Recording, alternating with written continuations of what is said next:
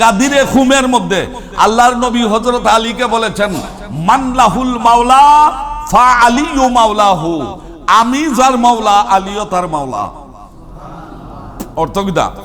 আমি যার অভিভাবক আলীও তার অভিভাবক। এখন এই হাদিসের কারণে কি আবু বকরের অভিভাবকত্ব চলে গেছে?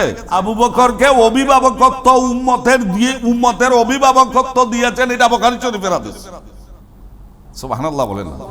সুতরাং এই যে আকীদাগুলোর মধ্যে গরমিল পার্থক্য, আহলে সুন্নাত ওয়াল জামাতের আকীদা হলো আল্লাহর নবীর পরে খেলাফতের দায়িত্বভার আবু বকর, আবু বকর, আবু বকর, এর মধ্যে কোনো সন্দেহ সুম্মা উমর।